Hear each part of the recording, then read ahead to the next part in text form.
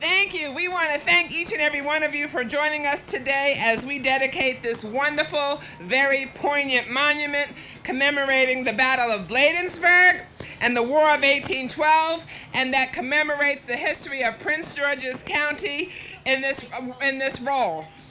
The War of 1812 was called for many, many years, at least in our state, the Second War of Independence. 200 years ago, Maryland citizens encountered the shock and awe force of its time, an unforgiving invader. More raids and battles happened in that war in Maryland than in any other state. Today, there are echoes of that history that are with us still, not only in the images we see on this monument, but look around today. Look at your neighbors to your left and to your right, and you will see members of the first generation since the Battle of Bladensburg 200 years ago to see Americans killed on American soil, to witness our own president fleeing from danger within our own United States. You will see to your left and your right here today people who saw our own governmental buildings in Washington under attack and burning and smoke filling the skies. There is more that unites us than divides us. And all of those events, 200 years ago and just a little over a decade ago, took place here, in this place, in our place, in Maryland. It's a great day for Prince George's County because it's about our heritage. It's not about a victory or defeat, it's about our heritage. What happened is, the reason we were in Aquasco several days ago is the British landed 4 days ago in Charles County. They had 4,000 troops. They were told to stay close to their ships.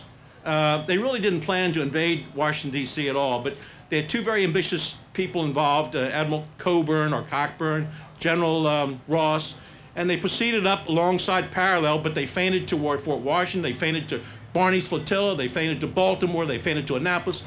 So the defenders, the militia, did not know where to defend. They didn't lay any trees in their path. They didn't skirmish them. They didn't use sniper fire. Everything wrong went from the very beginning as soon as the British landed. 3 days later, actually 3 days ago, this time 2 years ago, they marched past Aquasco, came to Upper Marlboro, came to Forestville, and came to Bladensburg. And they got to Lowndes Hill over here. You know, in the military, you take the high ground and hold it. The Americans had the high ground. They had this hill on this east side.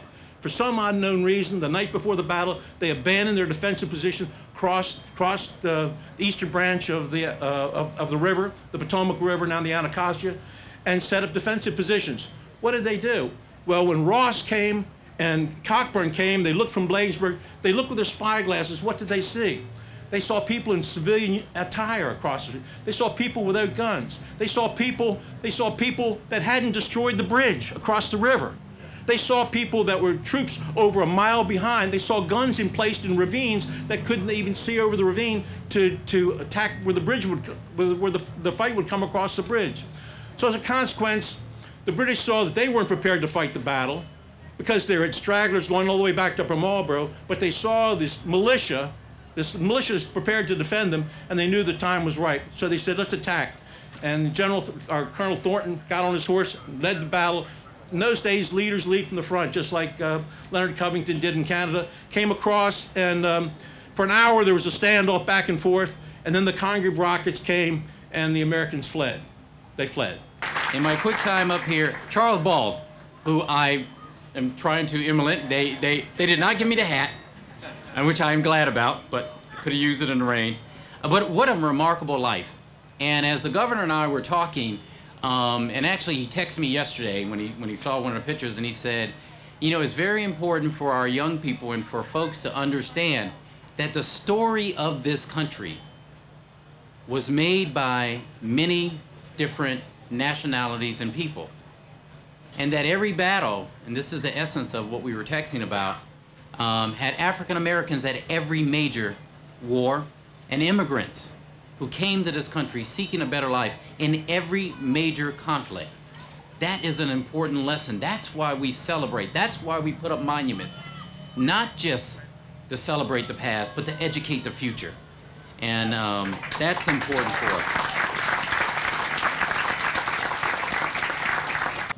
What greater thing can we leave our children than every time they walk across this, to see this, with African American immigrants fighting for the liberty of this country, this state, and this county.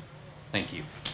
We're here, and this is certainly a very happy day, not only for me personally, but for the Amen Memorial Trust, a small committee of volunteers who had a dream 5 years ago. Our dream is a dream no longer, it's a reality. The mission of the Trust is to promote and assist the preservation of the history and heritage of Bladensburg. So today, at long last, we are here to say thank you to the Americans that marched out here to Bladensburg. They put their life on the line to protect their infant capital city, Washington, D.C. Therefore, we dedicate this monument as a tribute of gratitude to the soldiers, sailors, and Marines who fought and died here. But monumental art making is a little bit different because this might be my vision, but it's not my story. This is our story. And I hope that the monument not only brings awareness to, but becomes part of the larger narrative of this place. In my work, I strive to capture that single dramatic moment that unfolds an entire narrative. So what is the narrative? What is the story of this place? And how do you commemorate a defeat? That was the challenge 5 years ago when the Amen Trust first approached me about this project. And I tried to portray this solemn event in a couple of ways. The first way is through the architecture. The basic shape of it is more closely related to a mausoleum than to the towering, triumphant monuments built after the Battle of Baltimore. The second way the monument tells the story is through the sculpture. Commodore Barney is presented not in a moment of glory, but shortly after he is wounded. The other more important thing that I hope the sculpture conveys is that even though he is wounded, he is not alone. The three figures are united in a single purpose. They are undaunted.